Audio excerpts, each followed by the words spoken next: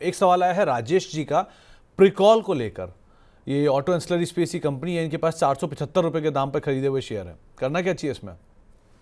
क्या नाम है? प्रीकॉल स्टॉक। प्रीकॉल। ओके।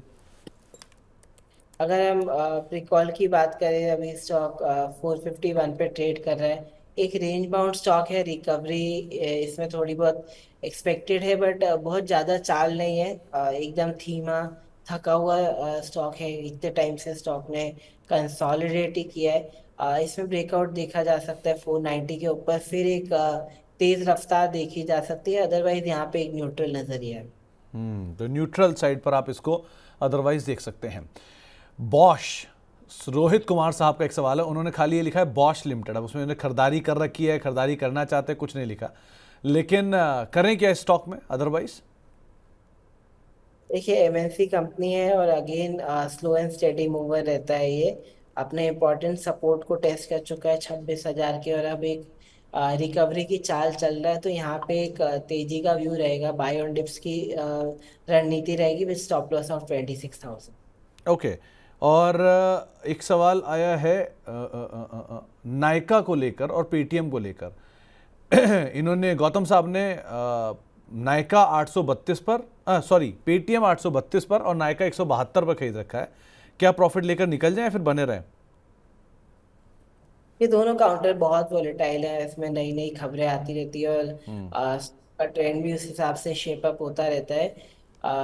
बट ओवरऑल दोनों में आउटलुक थोड़ा पॉजिटिव है, तो थोड़ा वेट करें। Overall neutral to positive stance रहेगा दोनों में। न्यूट्रल टू पॉजिटिव स्टांस उनका रहेगा आने वाले समय में, आप दोनों के ऊपर। अब मुंबई चलते हैं, वहां पे हमारे साथ बातचीत करने के लिए गोविंद सिंह साहब मौजूद हैं। सिंह साहब नमस्कार। नमस्कार सर। नमस्कार सिंह साहब, क्या सर सवाल मैंने है आपका? पीएनबी हाउसिंग बाय किया हुआ है 950 से 200 पर। ओके। तो इसमें 3 महीने का होराइजन से क्या एसएल रहेगा या टारगेट कितना रहेगा? चलिए, तो आदित्य, पीएनबी हाउसिंग 950 के दाम पे खरीदे हैं, 200 शेयर हैं और 3 महीने का इनका नजरिया है। क्या करना चाहिए इसमें? पॉजिटिव नजरिया है। करंट लेवल से भी ये स्टॉक को खरीदा जा सकता है। स्टॉप लॉस रखना चाहिए 850 का, और ऊपर की साइड लेवल्स वॉच कर रहे हैं 1150 से लेके 1300 के।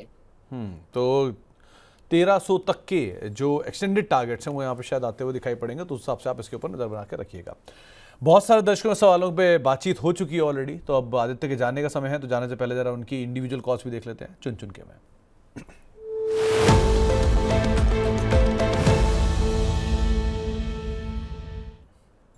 तो आदित्य, आज आपने क्या चुना, कौन से स्टॉक्स को?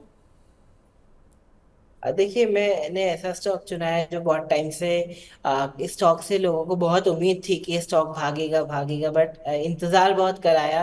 बट अब इंतजार करने के दिन गए, क्योंकि ये स्टॉक में जो पैटर्न्स बन रहे हैं काफी एनकरेजिंग बन रहे हैं, तेजी के साइंस है यहाँ पे।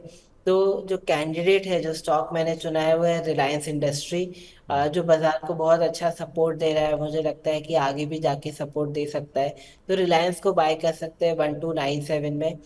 स्टॉप लॉस रहेगा यहाँ पे 1150 का, और यहाँ पे टारगेट रहेंगे 1450 से लेके 1500 के। हम्म तो रिलायंस इंडस्ट्रीज देश की सबसे बड़ी company in terms of market cap, in terms of group, in terms of profitability, जिसके ऊपर आप दाम लगा सकते हैं और सेफ बेट है। अगर आप कुछ भी ढूंढ रहे हैं इस बाजार में, इन्वेस्टमेंट ग्रेड के हिसाब से भी या ट्रेडिंग के हिसाब से भी, तो आपको एक नाम बता दिया, वो है रिलायंस इंडस्ट्रीज, जिसके ऊपर आप खरीदारी कर सकते हैं। तो खरीदारी करके चलने की राय 1450, 1500 का टारगेट, 1150 का एक स्टॉप लॉस यहाँ पर मेंटेन कर सकते हैं। आदित्य, आप कार्यक्रम में शामिल हुए, आपका बहुत बहुत शुक्रिया। कोई डिस्क्लेमर? बहुत बहुत शुक्रिया सुमित जी। जो स्टॉक्स हमने डिस्कस किए उसमें मेरी कोई पोजीशन नहीं है। हो सकता है क्लाइंट्स को रिकमेंड की हो। चलिए, बहुत बहुत शुक्रिया आदित्य हमारे साथ मौजूद रहने के लिए और सभी दर्शकों सवालों के जवाब देने के लिए।